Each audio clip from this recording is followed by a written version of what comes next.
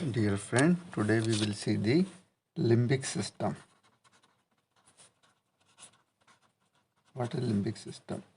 Limbic system is present on the medial and the inferior surface of the cerebral hemisphere, and it is made up of a lobe, limbic lobe, and along with the associated structure. Okay, so if you see the diagram, okay, yeah, suppose this is the cerebral hemisphere.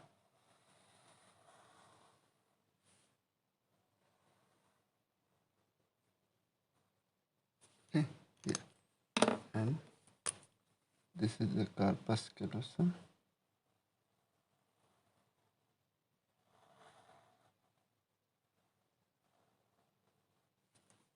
Okay, so structure which is present on the medial surface of the cerebral hemisphere towards the inferior side along around the corpus callosum and on the inferior surface of the temporal lobe inside here. Okay, suppose this is here. I just draw the blue color. Here.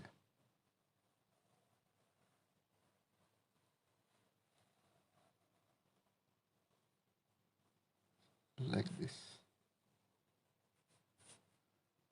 Okay, so it is a ring-like structure around the corpus callosum and around brainstem. Clear? So this is here the limbic lobe and associated structure from the whole the limbic system here. Limbic system is made of the two type of the structure. One are the cortical structure and one are the subcortical structure. Okay, cortical and subcortical structure which form this limbic system here whole. Now what are these structure here? If you see here, these are the cortical structures. Cortical structures are formed by one is the limbic lobe. Okay, limbic lobe. Another is the hippocampal formation. Hippocampal formation. Septal area. The septal area, and the last is the olfactory areas. Olfactory area. In lower animal, what's happened? Olfactory area develop. They are the macrosomatic animal, and the most of the behavior of the lower animal is depend on the sense of the olfaction.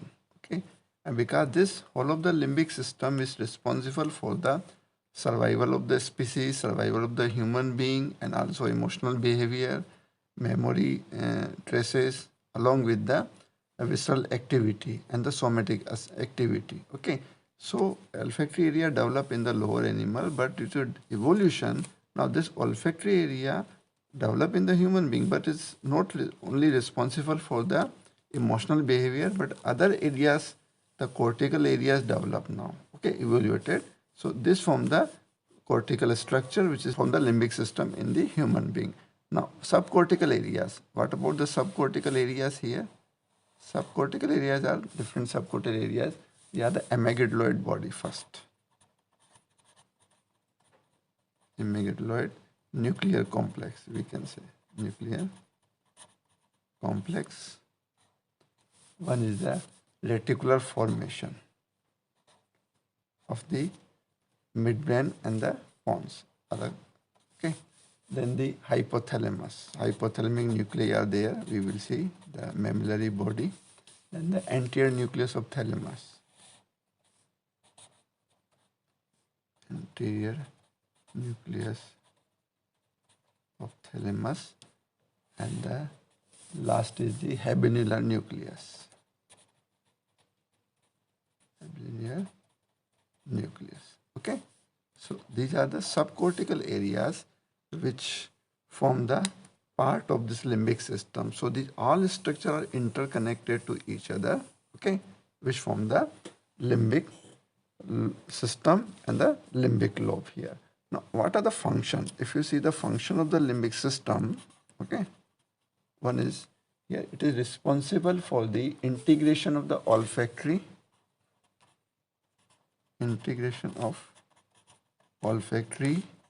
visceral and the somatic impulses. Okay, let's integrate the olfactory impulses, okay, and visceral impulses. We will see the detail. It is also responsible for the survival of the human being. The activity which is responsible for the survival of human being means for procuring the food, okay, and the defense mechanism, okay.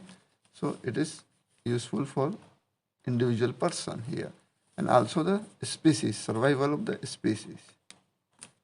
Survival of the species means that it gives the new progeny. So it is responsible for the sexual behavior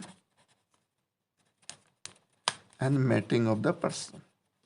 Okay, here. Fourth is it is responsible for the emotional behavior of the person. Emotional behavior of the person. And the fifth is it is responsible for the retention of the recent memory. We will see how the memory is retained. Retention of the recent memory. Okay, so these are the function of the limbic system here. Okay, this is very important function for the survival of the human being and the continuity of the species here. Now, what are these different areas we will see here? Okay, now olfactory, first we will see the olfactory responses, olfactory areas, which is one of the part of the this limbic system here. Now, what about the olfactory area? Now, suppose this is the inferior surface of the frontal lobe.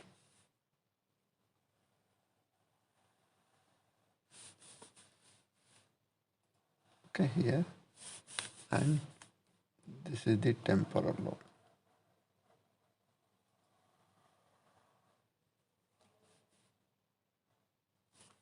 Okay, first the olfactory area. We will see the sense of the smell, generate the salivation, and also responsible for the emotional behavior of the person here.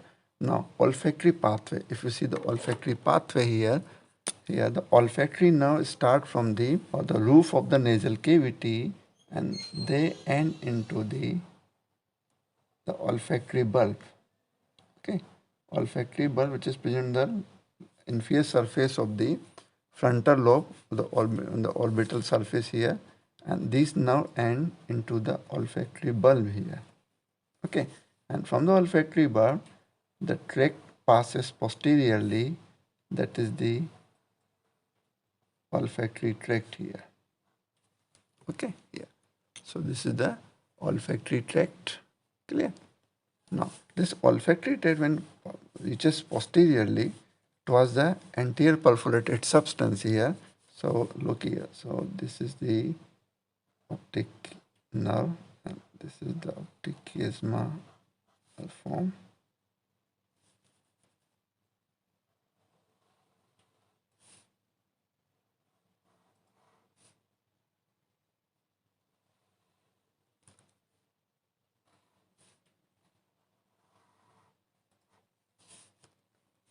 Okay, yeah. This is the uncus.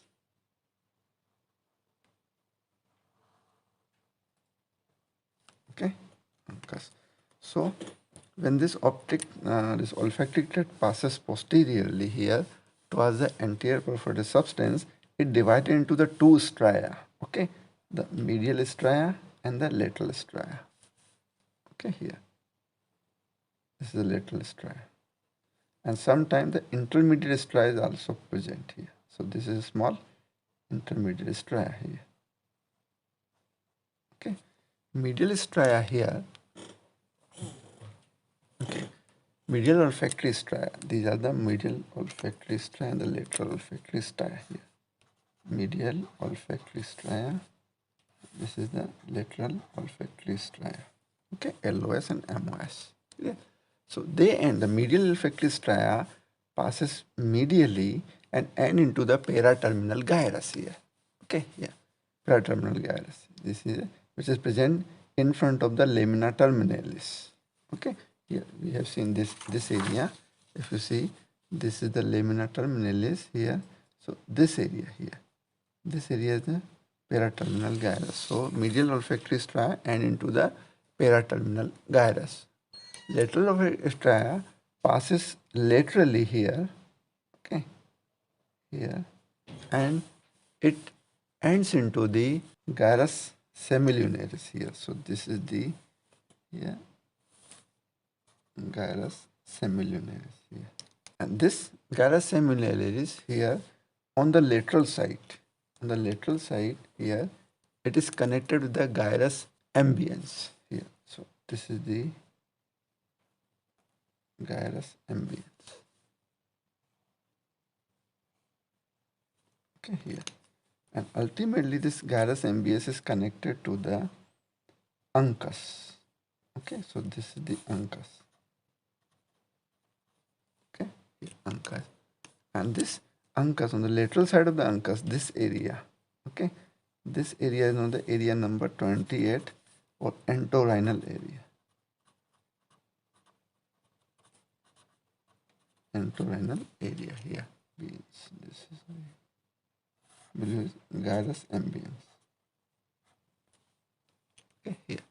So this gyrus ambiens along with the gyrus semilunaris, along with the here the entorhinal area, whole structure here is known as the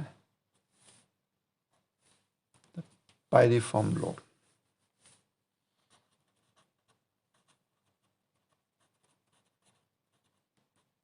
Pyriform lobe. Okay, here. Now this lateral olfactory stria also end into the anterior perforated substance here. This is the anterior perforated substance. The few fiber also end into the anterior perforated substance. Okay, and we have seen this end into the left. It passes along the left olfactory gyrus here. This is the left olfactory gyrus here. Okay, and this left olfactory gyrus end into the gyrus this ambiens, clear, and then here the uncus here, and here the fiber also left olfactory stria also end into the corticomedial division of the amygdaloid body here. They're deep to the uncus here. There's a amygdaloid body is here. Okay, this is suppose deep to the uncus here. This is the amygdaloid body. Okay, so this fiber ends into the amygdaloid body. So now this whole structure, amygdaloid body along with the gyrus ambiens, okay, here the gyrus ambiens along with the here the left olfactory gyrus here. This is known as the primary cortex. This gyrus ambiens plus left olfactory gyrus, okay, and the amygdaloid body plus amygdaloid body here. Okay, this is known as the primary cortex, primary olfactory cortex. Primary olfactory cortex. Okay, and this primary olfactory cortex ultimately end into the entorhinal area, which I told you this is the pyriform lobe here. Okay, so entorhinal area or the secondary cortex here. This is also known as the secondary cortex. Okay, entorhinal area. Clear? Now, this basolateral part of the here, this ultimately this whole of the primary cortex here, okay, here, primary cortex ultimately and into the basolateral part of the amygdaloid body, basolateral part of the amygdaloid body along with the dorsomedial nucleus of the thalamus, dorsomedial nucleus of thalamus with an hypothalamic nuclei, hypothalamic nuclei in the septal area. septal area. These fiber, okay, ultimately from the primary olfactory cortex, this fiber end into this 4 area, basolateral part of the amygdaloid body. Here, the fiber which come from the LOS directly end into the corticomedial division of the amygdaloid body. From the corticomedial division of amygdaloid body, the fiber end into the basolateral part of the amygdaloid body here. Okay, so and these fiber then end into the hypothalamic nucleus, septal area, and the dorsomedial nucleus. Okay, which governs the visceral activity. Okay, now look here how this visceral activity is governed. Okay, this is the corpus callosum.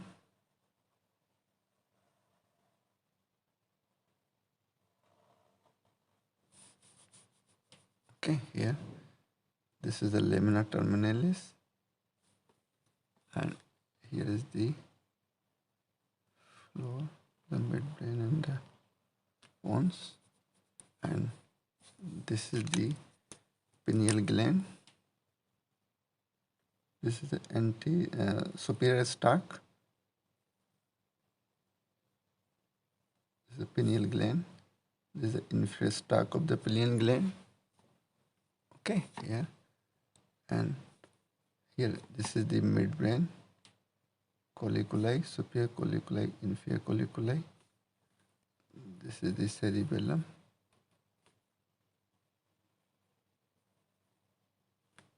And this is the thalamus.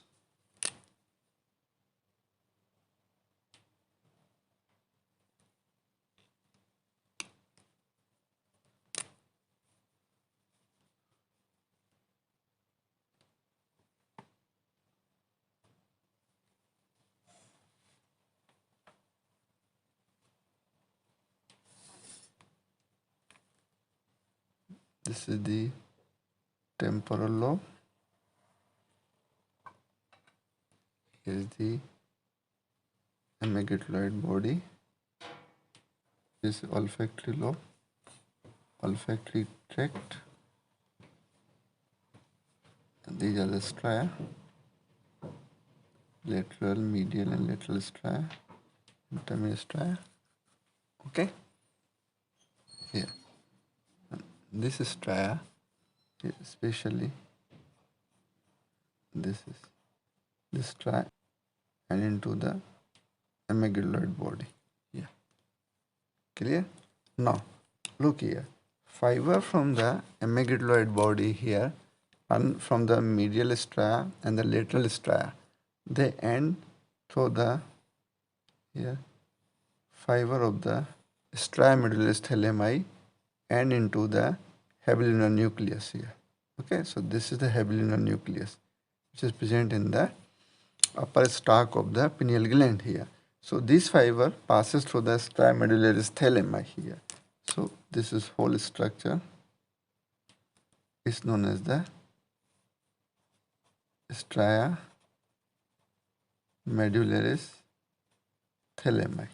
Okay, here, 1 minute. This is the first. This is the pons and the medulla, like this.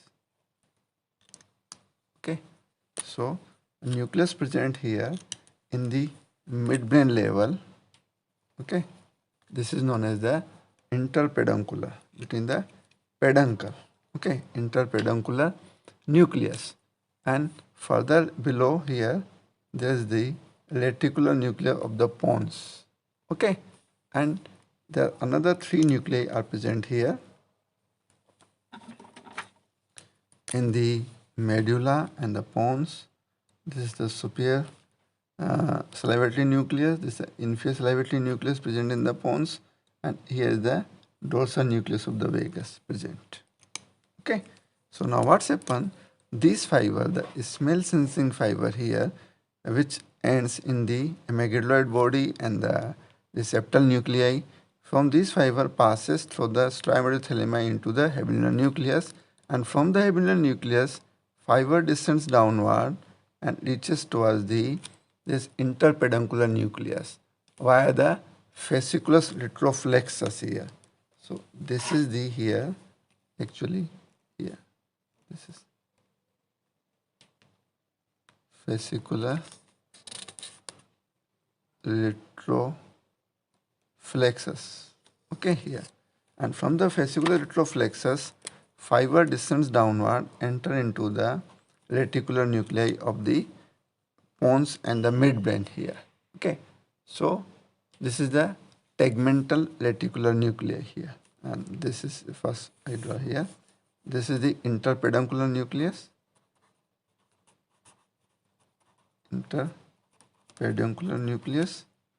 and this is the tegmental nucleus, tegmental reticular nucleus, and here this is the superior salivatory nucleus, this is the inferior salivatory nucleus, and the dorsal nucleus of vagus. Clear? So this fiber now descends downward into the from the tegmental reticular formation. This fiber descends downward through the dorsal longitudinal fasciculus. Dorsal longitudinal fasciculus. Okay, so fiber from the tegmental reticular nucleus descends downward through the dorsal tegmental nucleus and connect to the superior salivatory nucleus, inferior salivatory nucleus, and dorsal nucleus of the vagus, and which give rise to the response of the salivation or either the change of the visceral activity through the dorsal nucleus of the vagus now. Okay, so this is how the smell sensation of the olfactory area is connected towards the lower brain center and stimulate this. Okay, so this important part of the limbic system, the olfactory area.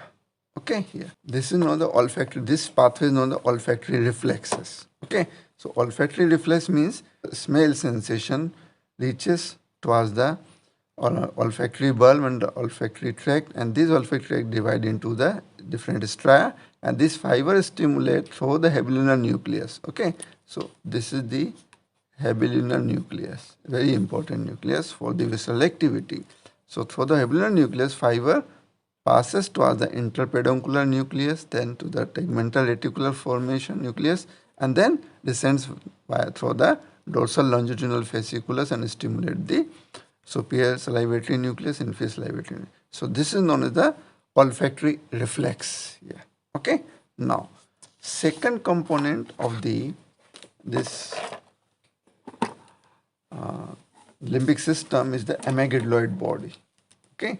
So very important part, amygdaloid body. Amygdaloid body or amygdaloid nuclear complex. Okay, there's so many structure here. So what is amygdaloid body? Amygdaloid body present in the roof of the inferior horn of the lateral ventricle, and it is connected to the end of the tail of the caudate nucleus here. Okay, so if you draw the diagram, look here, suppose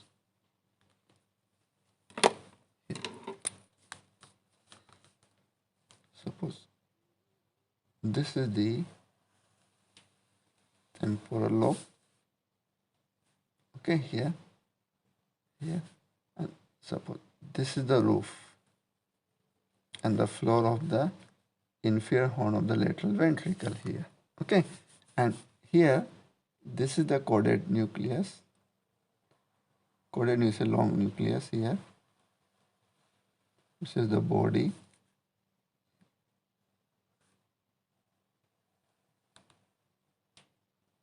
And the tail like this. Okay, here, and this amygdaloid body present here in the roof of the anterior part of the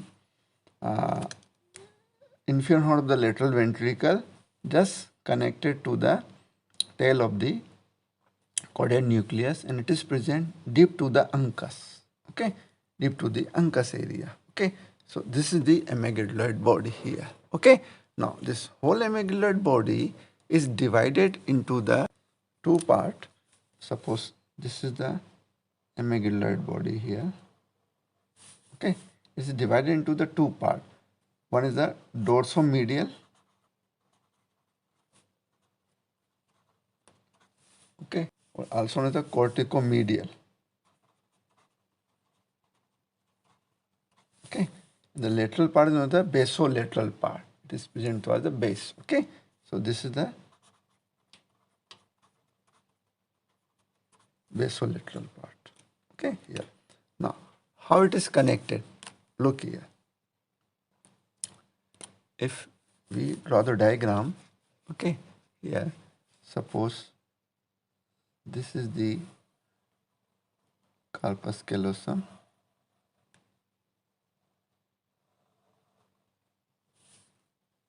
Okay, here, and here, this is the thalamus, corpus callosum. Okay, here, and this is the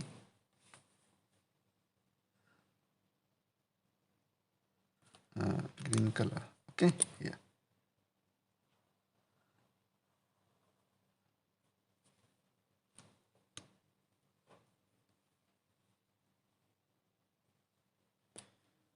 This is the amygdaloid body. Okay, here, and this is the temporal lobe, this is the frontal lobe. Okay, here, and this frontal lobe anteriorly it is continue with the paraterminal gyrus.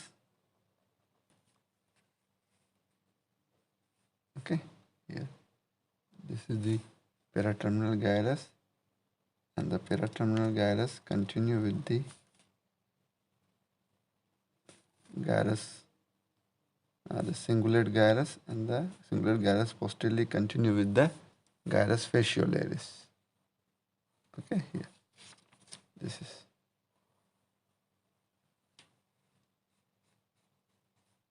Okay, this area is known as the paraterminal gyrus here.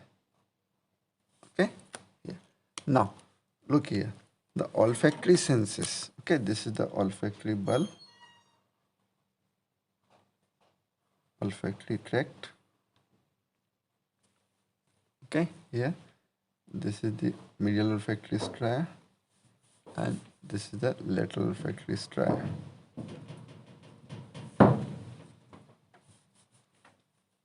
Okay, this is the intermediate olfactory stria here. Okay, now what are the part? Okay, here, how the this amygdaloid body is connected, and this is the just look here, this is the temporal lobe.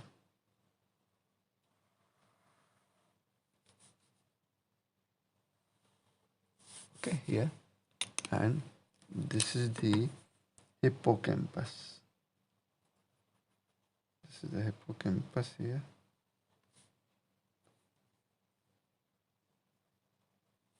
Here, these are the fiber of the red color fiber are the fiber of the fornix.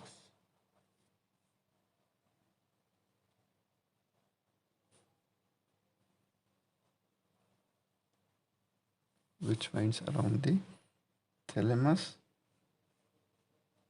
Okay, and here this is the mammillary body, which ends into the mammillary body. Okay, so these are the structure. Clear? Now, what are the connection? These are the two parts. One is the corticomedial part, the medial side, and lateral part, the basolateral part. So most of the fiber, the olfactory stria fiber ends into this corticomedial part of the olfactory, this amygdaloid body here. Okay, so this corticomedial fiber, the corticomedial part, okay, receive this fiber and the olfactory fiber, and this fiber from the corticomedial fiber passes through an important bundle, that's the stria terminalis. Okay, here it passes through the stria terminalis like this posteriorly. This stria terminalis fiber passes towards the habelunar nucleus. Okay, so this is the habelunar nucleus somewhere here. Okay, So this fiber passes, reaches toward the habelinal nucleus through the stria terminalis fiber here. Okay, here. And this fiber, stria terminalis fiber, then passes anteriorly here. Okay, it is toward the anterior commissure. Okay, so this is the, suppose this is the anterior commissure. Here the anterior commissure here, just anterior to the lamina terminalis, on superior part here. Okay, now this fiber, the stria terminalis fiber, passes, okay, anteriorly towards the anterior commissure.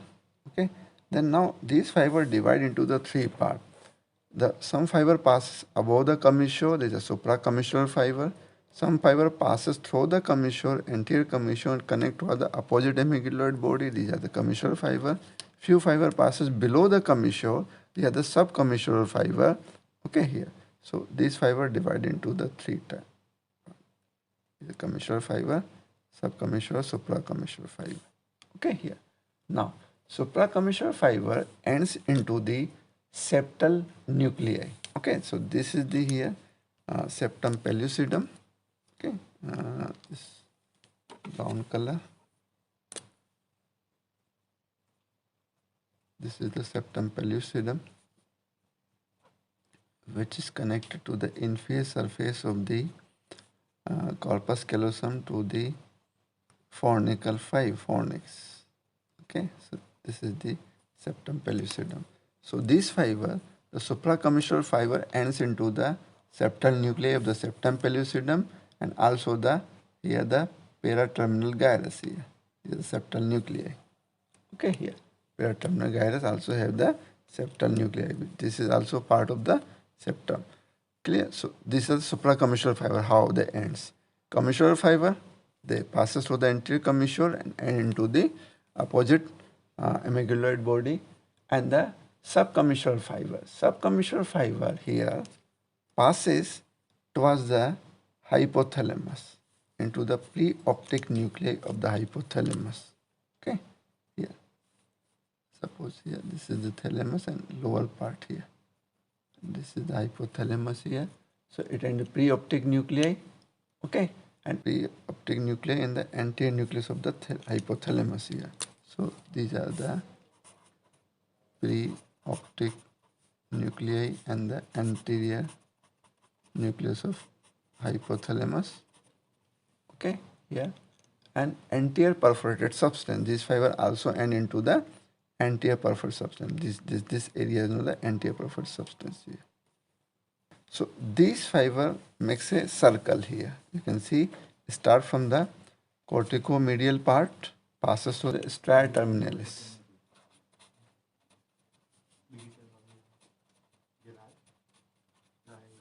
Okay, stria terminalis fiber here.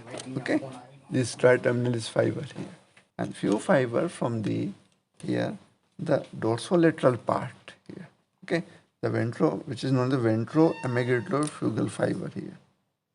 This is the ventral amygdalofugal fiber.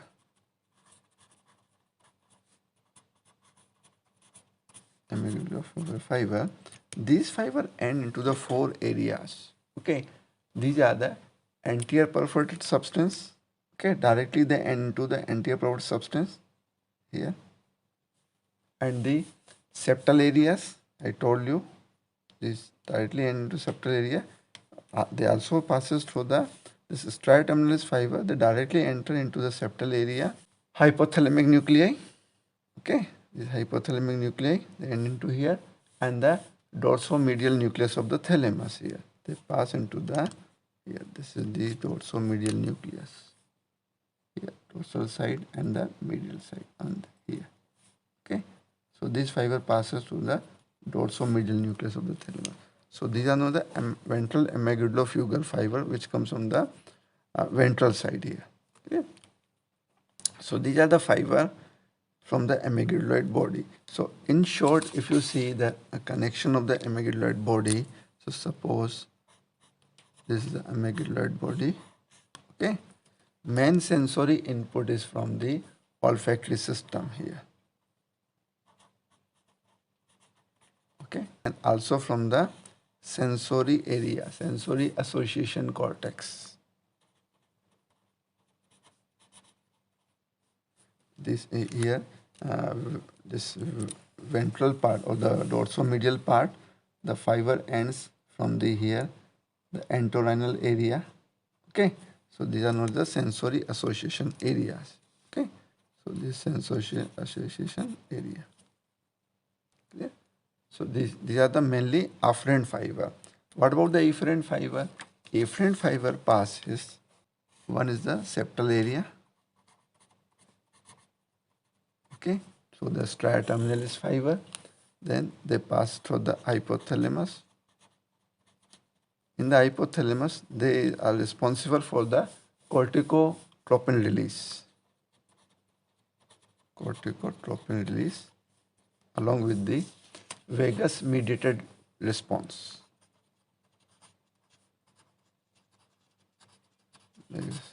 I told you this fiber passes to the habelular nucleus, and from the habelular nucleus fiber descends downward towards the tegmental nuclei, reticular formation nuclei, interpedunculae, and then descend downward towards the superior salivatory, inferior salivatory nucleus and the dorsal nucleus of the vagus.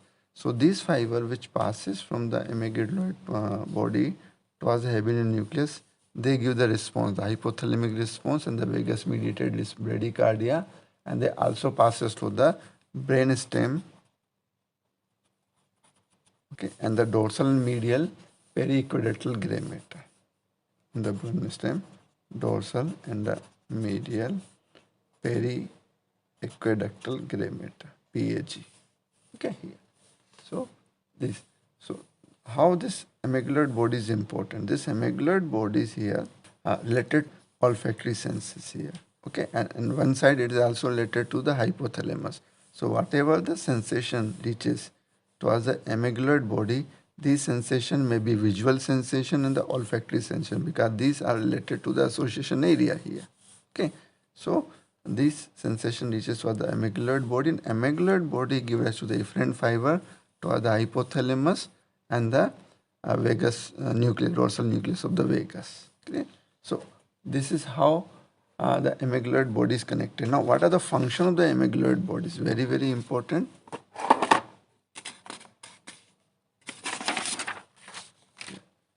Amygdaloid body functions are, it is related to the perception of the fear.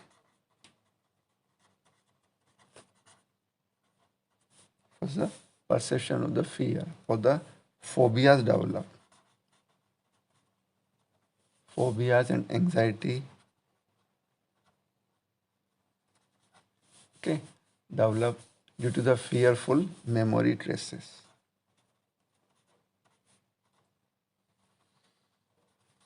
Memory traces here. Okay, it is also responsible for the fainting. Fainting occur at the site of the blood. Okay, whenever there any accident occur here, so what's happened? These visual impulses passes through the occipital cortex towards the amygdaloid body, and from the amygdaloid body, since efferent fiber passes to the hypothalamus and the dorsal nucleus of the vagus. So initially what's happened? Sympathetic stimulation occur. Okay, sympathetic stimulation occurs, followed by the here the dorsal nucleus of vagus stimulation occurs, dorsal nucleus, which is the bradycardia, and which gives us a fainting, lowering of the heart rate and the blood pressure, and the fainting occur. So this is also important reflex occur at the site of the blood or accident site here. Clear? Also there is a fearful visual images. Okay, it is also known as the post-traumatic syndrome.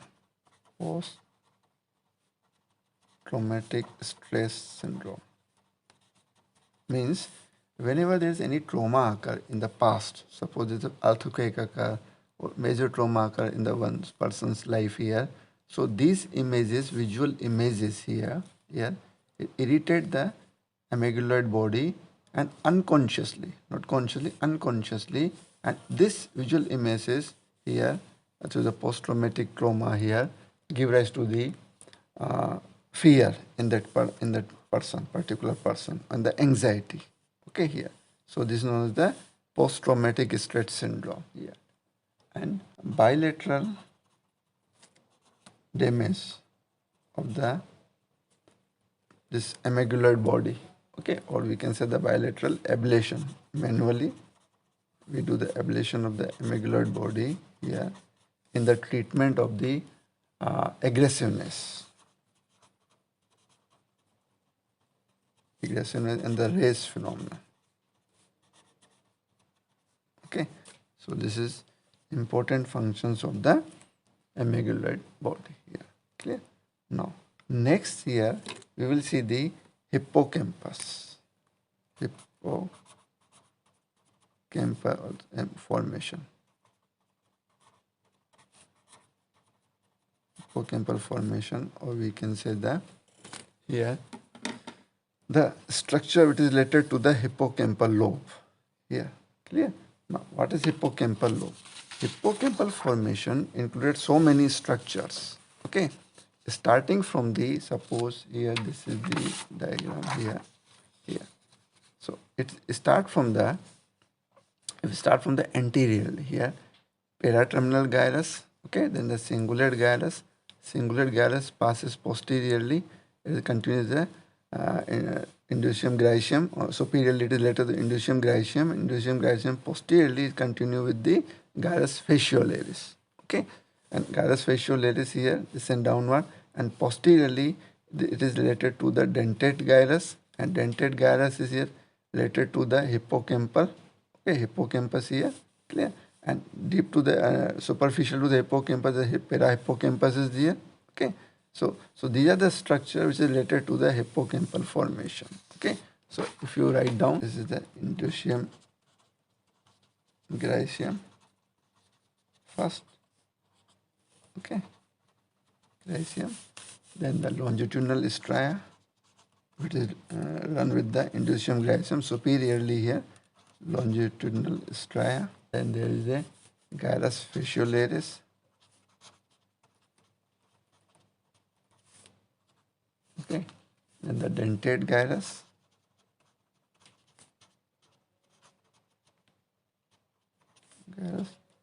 Fifth is the hippocampus.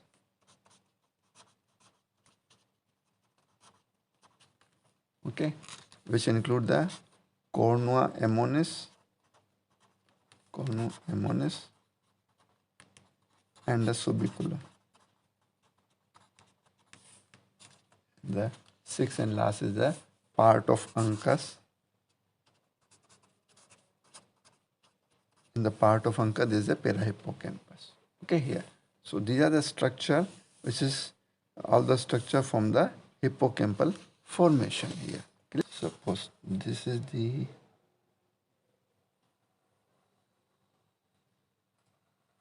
septum, corpus callosum. Okay, here, and this is the lamina terminalis in continuity with here.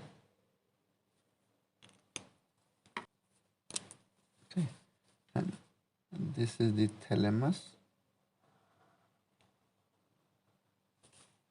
Okay, and this is the abdominal nucleus.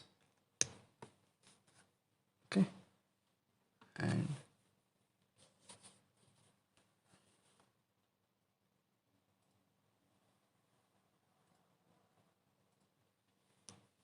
yeah, this is the frontal lobe, inferior surface, and this is the olfactory bulb.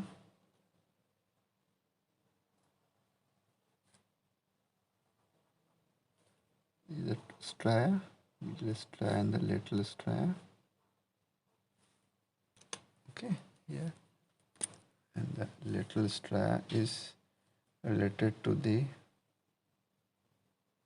amygdaloid body. Okay, here, and this area. Okay, now look here, what are these? Suppose this one. Superiorly here. Superiorly, the upper part of this corpus callosum is covered by a gray matter. Okay, this gray matter is known as the indusium graecium.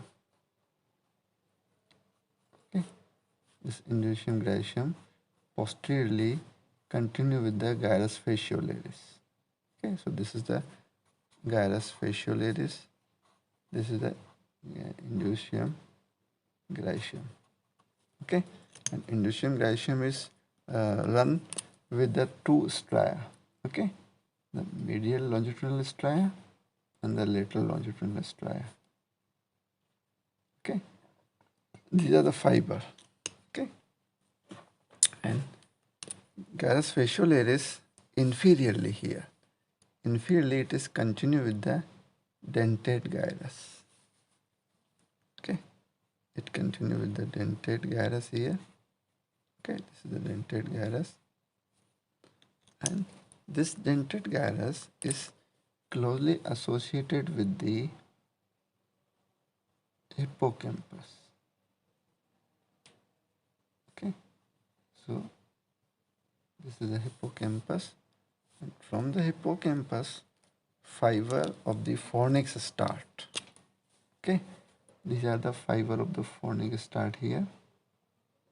Here, it passes around the thalamus.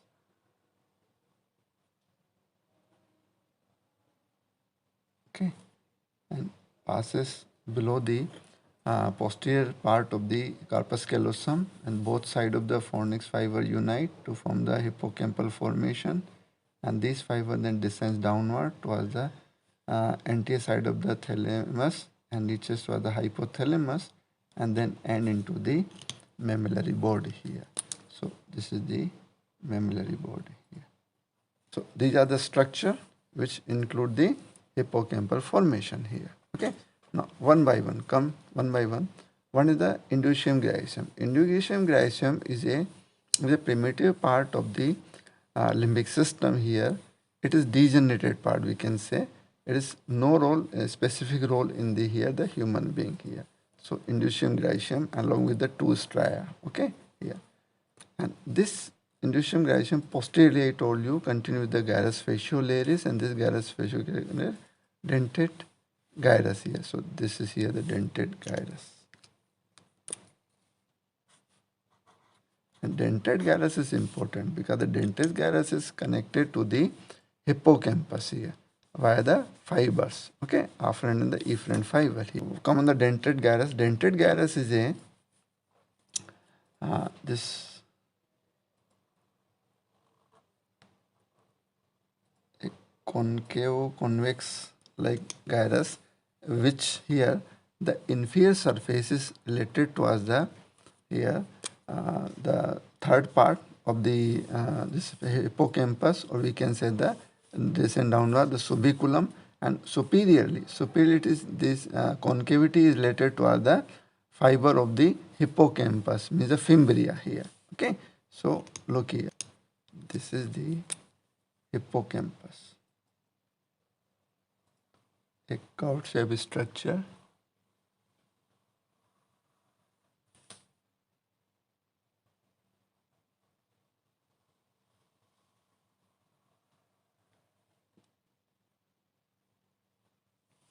Okay, like this.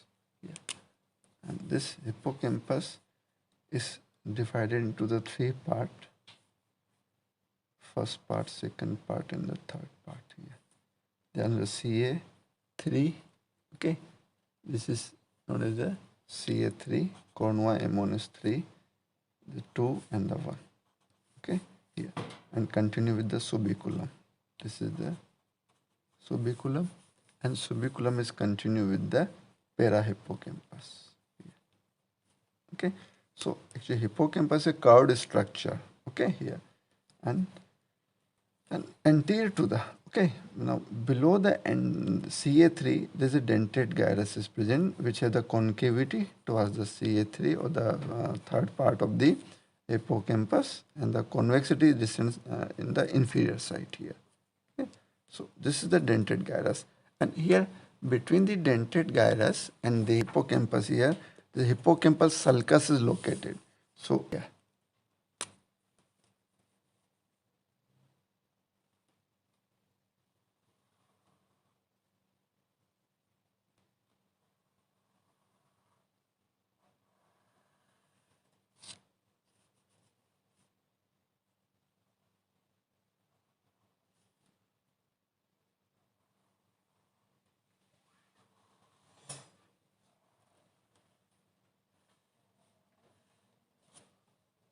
Okay, here.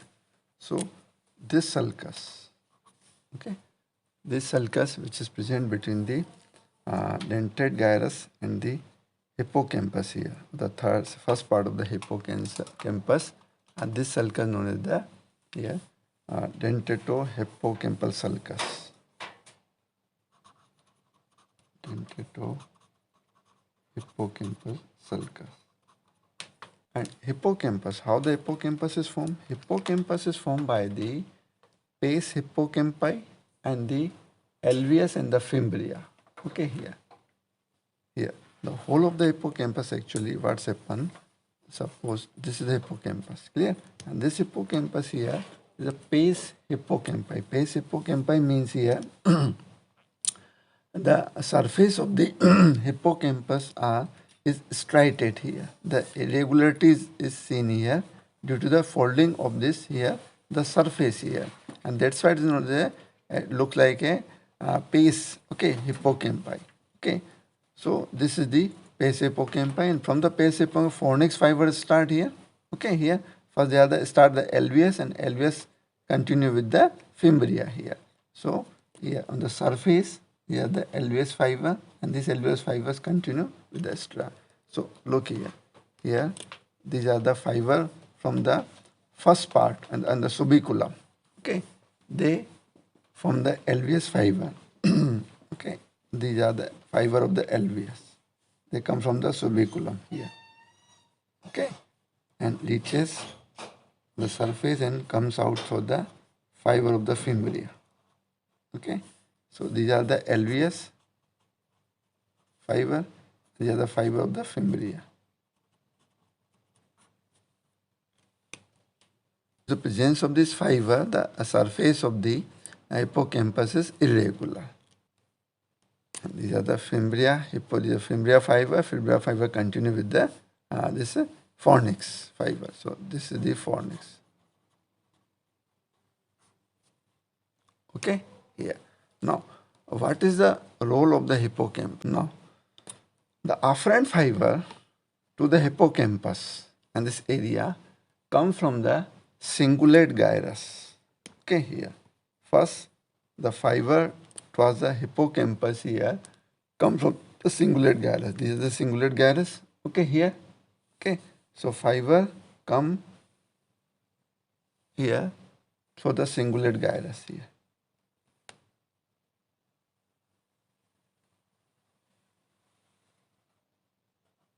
Okay, cingulate gyrus here. One. Also, the fiber from the indusium graecium. Okay, this fiber from the indusium graecium also and here, and fiber from the septal nuclei. Okay, here the septum pellucidum and here. So this fiber also passes through the fiber of the cingulum here. The fiber crosses here and passes through the fiber of the cingulum here. Okay, and also fiber from the opposite fornix for the commissure. Okay, here, and also fiber come from the parahippocampal gyrus here. Okay, this is the parahippocampal area. Okay, here this is the parahippocampus. So fiber from the hippocampus, parahippocampus passes towards the here the hippocampus. Okay, here. Okay, so fiber to the hippocampus come from the 5 or 6 side. One is the through the from the cingulate gyrus, okay, and the indusium graecium, okay, septal area, through the septal area fiber passes through the cingulate gyrus here and into the this hippocampus, and fiber also come from the parahippocampus here. Okay, this is the parahippocampus here. Okay, yeah. So this fiber, And fiber from the here the hippocampus, they passes through the fornix. Okay, here. So fiber from the hippocampus here passes through the fornix here below the splenium here. These fiber of the fornix divide into the two part. Okay, dorsal fornix and the ventral fornix. Okay, here. So this is the around the splenium. This fiber reaches towards the this cingulate gyrus here, and the few fiber passes towards the around the thalamus here. So this is known as the dorsal fornix. Okay, and this is known as the ventral fornix. Okay, here. Now dorsal fornix here continue here with the gyrus faciolaris, okay, and the indusium graecium here. The fiber of this dorsal fornix passes towards the here, continue with the gyrus faciolaris and the indusium graecium. While the ventral fornix, okay, ventral fornix fiber passes around the thalamus, and they connect to opposite side of the fiber to form the body of the fornix. Okay, and they form the commissural fiber. Then around the thalamus is reaches towards the anterior side here, and form the and then they divide here. So like here. So look here. Suppose they are the both side of the fiber here. Okay, here. Both side of the fiber from the this hippocampus, they reaches towards the midline. They connected to the midline here. Okay, and then they again diverge like this. Okay, so in the midline they are connected to each other with a small cavity here, and this is known the commissural fiber, or commissure of the fornix, or hippocampal commissure. Hippocampal commissure. Okay, here this one. So they start from the crura. Okay, crura runs here and divide into the two column. Okay, on the both side of the cerebral hemisphere here. Now on the when they passes towards the anterior commissure here, okay, now they divide into the two part here. They part two part, pre-commissural fiber and the post-commissural fiber. Suppose this is the commissure, okay, so they divide into the pre-commissural or the post-commissural fiber. Okay, pre-commissural fiber ends into the paraseptal area here like this. Okay, or the paraterminal gyrus. Okay, here. While the post-commissural fiber descends downward, okay, and end into the mammillary body here. So this is the mammillary body here. Okay, mammillary body here. So the fornix fiber, when reaches toward the splenium, first is divided into the two part, dorsal fornix and the ventral fornix. Dorsal fornix passes towards the indusium graecium and continue with the indusium graecium. Okay, here. While the ventral fornix passes around the thalamus and divide into the two part, above and below the anterior commissure, the pre-commissural fiber, post-commissural fiber. Pre-commissural fiber ends into the paraterminal gyrus here. So this is the paraterminal gyrus, while the post-commissural fiber end into the mammillary body here. Okay. Now, pre-commissural fiber here, these fiber also, they end into the paraterminal gyrus here. They also end into the pre-optic nuclei, hypothalamus. Pre-optic nuclei, okay, here of the hypothalamus and the anterior hypothalamic nuclei, okay, and the anterior hypothalamic nuclei here. These are the anterior hypothalamic nuclei and the pre-optic nucleus of the hypothalamus here. Clear? So this fiber, the pre-commissural fiber. Now the dorsal fornix fiber here, which reaches towards the gyrus faciolaris and indusium graecium here, it ends into the cingulate gyrus here. Okay, cingulate gyrus and the septal nuclei of the septum pellucidum here. They end into the septum pellucidum. Cingulate gyrus and the septal nuclei of the septum pellucidum here. While the posterior commissural fiber end into the here. This fiber end into the here the mammillary body one, and also end into the anterior nucleus of the thalamus here. Okay, they end into the anterior nucleus of the thalamus one. Okay, and also they end the hypothalamic nuclei. Okay, the mammillary body is also part of the hypothalamic nuclei. So this is the and hypothalamus nuclei, mammillary body, and the habelunar nucleus. Okay, the few fiber ends into the habelunar nucleus here, like this, via the fiber of the striamedullaris thalami. Okay, here, striamedullaris thalami, the fiber of the amygdaloid body we have seen. Okay, here. So, yeah, so this fiber end into the habelunar nucleus. So, look here. So, again revise. Fornix fiber passes towards the splenium, divided into the dorsal fornix, the ventral fornix. Dorsal fornix fiber continue with the gyrus faciolaris and end into the cingulate gyrus, septal nuclei. Okay, here. Okay, and continue with the inducium graecium. Okay, here. So end into the two specific site, cingulate gyrus and the this septal nuclei. While the this ventral fornix fiber passes around the thalamus, reaches for the anterior commissure. It divides into the pre-commissural fiber and the post-commissural fiber. Pre-commissural fiber end into the paraterminal gyrus. Okay, here, and the preoptic nuclei of the hypothalamus and the anterior nucleus of the hypothalamus here. Okay, here, this one. Here, this is the anterior nucleus of hypothalamus, and this is the pre-optic nucleus of hypothalamus. Okay, here. By the post-commissural fiber, majority end into the mammillary body. In spite of this, they end into the anterior nucleus of the thalamus, anterior nucleus of the hypothalamus, and few fiber passes through the striamedullaris thalami and into the habelunar nucleus here. So this is the habelunar nucleus. Clear? So this is how this fornix fiber end here. From the mammillary body here, okay, mammillary body fiber descends downward, so the it reaches towards the midbrain tegmental nuclei here. Suppose here, suppose this is the midbrain.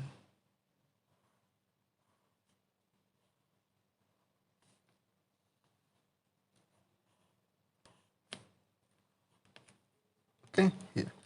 So this fiber from the medial genicular body descends downwards towards the here the tegmental nuclei here. Passes directly through the tegmentum, not through the discus cerebri here. Descends downward and end in the midbrain tegmental nuclei through the a bundle of the fiber. There is a mammulo-tegmental tract here. Okay, this is the mammulo-tegmental tract. Okay, here.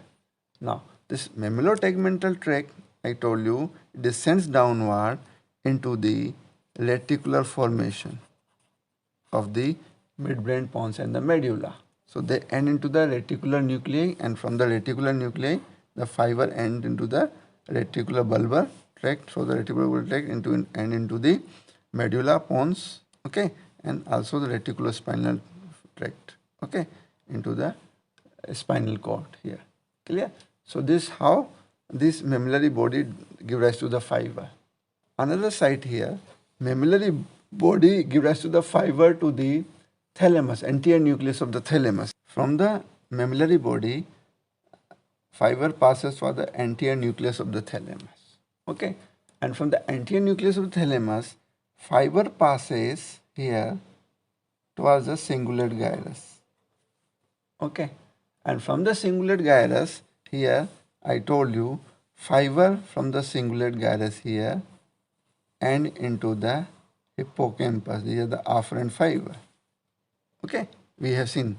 Okay, afferent fiber from the cingulate gyrus and into the hippocampus. Okay, here, and then from the hippocampus, fiber passes here. So the one circuit is formed here. Okay, so look here, how this circuit is formed here.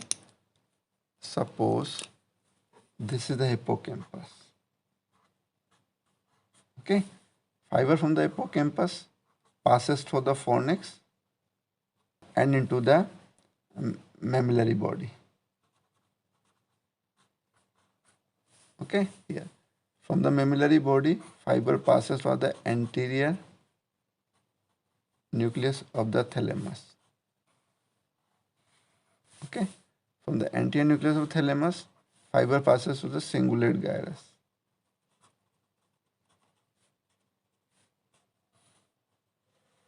Okay. Fiber from the cingulate gyrus reaches towards the hippocampus. Okay. Yeah. So one circuit is formed here. This circuit is the Pepys circuit. Pepys circuit, and this circuit is very important for the recent memory, traces, and the emotional integration. Okay. Now, from the habenular nucleus, we have seen here in the amygdaloid body here, I think this one here, the fiber which enters here.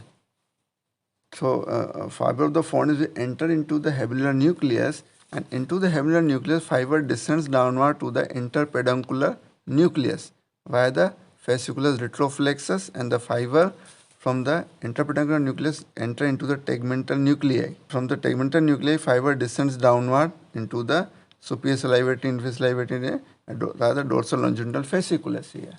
Okay, here. So, this is also important. Reflex occur here, okay, in response to the emotional behavior of a person here. From the hypothalamus and the midbrain tegmental nuclei here, fiber descends downward towards the brain stem and the spinal cord here. We have seen here, dorsal longitudinal fasciculus here. From the hypothalamus, okay, here, and the midbrain tegmental nucleus here, fiber descends downward to the brain stem in the spinal cord, okay, here, and for the dorsal longitudinal fasciculus, and these are the autonomic fiber, okay, these are the autonomic fiber. So, this is how the hippocampus is connected to the different areas here, okay. Now, what are the function of the hippocampus? Function of, we can say, limbic system, okay. I told you one is the preservation of the individual first and the preservation of the species by the emotional behavior or searching for the food, searching for the shelter, and mating and the sexual behavior like this. Okay, here. So this is for the autonomic system. Autonomic nervous system. Okay, here. Then emotional behavior and the mood, subjective feeling of fear, anger, pleasure, like this. And also physical expression of this sign. Physical expression. Hippocampus is responsible for the short-term memory to long-term memory. Hippocampus convert the short-term memory to the long-term memory here. So what's happened when the hippocampus is damaged? Okay, hippocampus damage occur, no new memory occur. Okay, yeah, this is known as the anterograde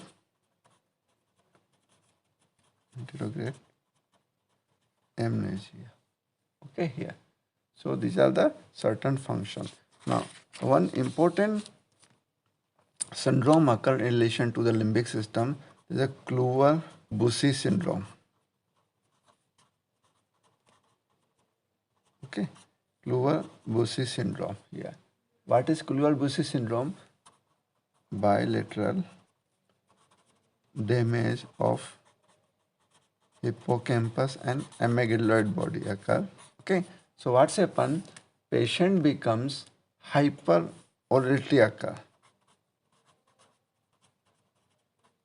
Hyperorality means patient lost the sense of things what he is eating or she is eating. Even the fecal matter he or she can eat here. So this is the hyperorality occur. Okay. Then hypersexuality.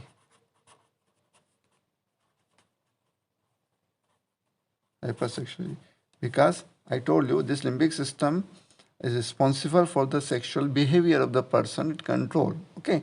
So damage occur here. So hypersexuality occur here and psychic blindness. Psychic blindness occur. Okay. What is psychic blindness here? Psychic blindness is here.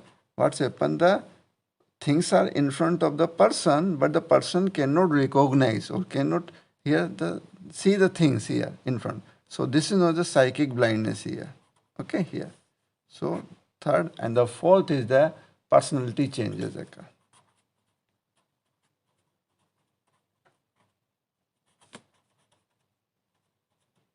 See, person becomes docile or very lazy. Okay, he or she do not have any interest in the persons or the things or the matter. Okay, here.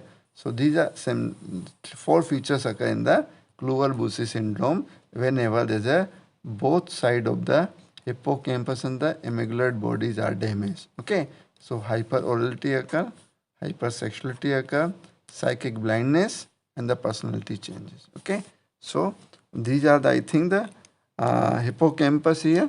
I think this is all about the limbic system. So limbic system is mainly responsible for the behavior of a person, eating behavior or sexual behavior of the person. Okay, here. So this is important for the survival of the person and the survival of the species. Thank you.